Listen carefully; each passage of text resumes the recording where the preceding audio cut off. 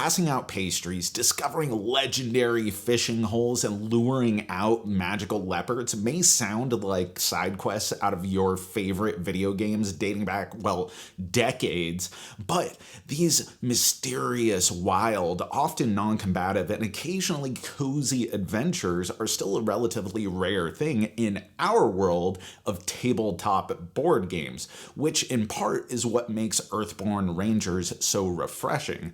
The other part of which is a rock-solid system of deck building and discovery. Like Shannara, Thundar, Horizon, and the very recently covered on our channel Freelancers, Earthborne Rangers is set in a post-apocalyptic fantasy setting where humanity, or something akin to it, has climbed from the ashes, building a primitive world upon our destroyed future. You and your crew are rangers, the anointed protectors of the valley, aiding the denizens you encounter, solving mysteries, discovering secrets, resolving conflicts, and protecting those in need. You know, good guy stuff. Look, aside from beauty, which it is beautiful, and aside from fun, which yeah, it is fun, and aside from being cleverly mapped out to react to progressional context by means of missions, traits, cards in play, etc., the thing I need, that I'm dying to tell you about, is this game's white-hot tutorial, which in retrospect seems like an obvious thing, but at least to me, still feels really new in a capital B board game. You start out by reading some story bits, introducing you to the world and your place in it. Then you define your aspect, which works as your stats, the expendable resources that can contribute to various challenges before resting each round, making up your main mechanical way of interacting with the game. Additionally, you get the first cards in your deck defining your personality, cards that can further contribute to various standard and contextual challenges. With this, you complete a test, learn how to contribute to your location, then move to the next setting in your journey. Again, you get story beats, you flesh out details about your background, selecting more cards with various effects and face another challenge, learning more game mechanics such as fatigue, how proximity to and from cards you are interacting with impact how strenuous they are to complete, how weather conditions impact game effects, and how the challenge cards pulled modify your results and can trigger various cards in play. Then, once again, you travel, following the story, and finally define your profession, adding more cards to the deck and separate character traits, and an outside interest allowing you to pick unchosen cards outside of your new character class. In just one play-as-you-go tutorial, you've been introduced to the thematic world, you've been taught the fundamental game mechanics, and you've completed character creation, and it frickin' rules! I mean, yeah, sure, there were times when I had to go back to the rulebook when things weren't obvious and really had to wrap my brain around something, but the way in which this tutorial eased me into the game was incredible, accomplishing so much at once.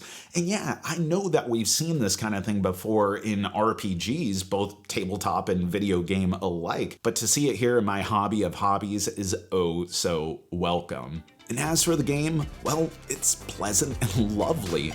If low-stakes adventure is your thing, this has it in spades. This is an open-world game where you decide how long a session lasts, making camp and resetting your deck, essentially your health, upon traveling to a new location in the valley, though you're forced to camp if you run out of cards before reaching the end of a day. You'll complete missions, big and small, requiring you to travel the land, meet denizens who are mixed into the encounter deck by chance or by context, usually comprised of a few cards specific to your location and a larger chunk from the terrain you approached from. As you complete quests, new dialogue options and quest paths open up via the storybook, which checks to see if certain prerequisites have happened. You gain new cards to temporarily or permanently modify your deck, for better or worse. The encounters you will encounter may be peaceful or hostile or approachable in either way, designated by near, far, or the location itself, giving abstract proximity in a logistical puzzle as you commit resources.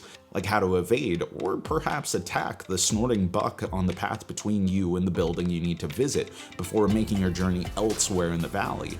You'll use standard actions to reliably strategize, narrative clues to set goals. You'll sculpt a deck with strengths and weaknesses to overcome the thematic and very practical mechanical obstacles you'll face on the road.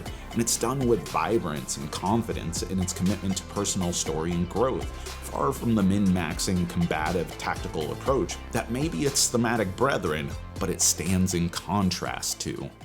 To be honest, I really have no idea how deep this game goes. I feel like I've only scratched the surface. And yeah, if I replayed, I could skip the tutorial and essentially complete the first mission, then head off in a completely different direction. But it's hard to know just how different my experience would be.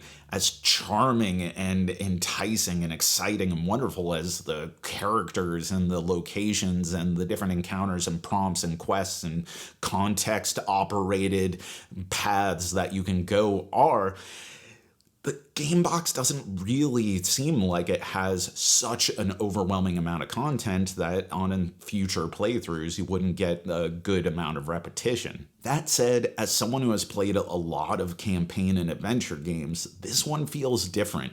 Different in tone, different in its open world exploratory adventure approach, different in its commitment to having a 100% recyclable components, even if storage solutions could be a lot better, though thankfully every good board gamer worth their salt should have recyclable expansion boxes for. And most importantly, the game works. It's tight, it's puzzling, it's engaging, and it feels as fresh as the breeze as you're standing on Lone Tree Station gazing over the valley. And that is our review. But let me know, what do you think of this game? What's your favorite campaign game of all time, combative or otherwise? And what sorts of other concepts from video games and RPGs do you want to see integrated into more campaign-based box board games? Put it in the comments below, and as always, thanks for watching, thanks for supporting, thanks for being such an awesome community. You know that I've been Jack for the Cardboard Herald.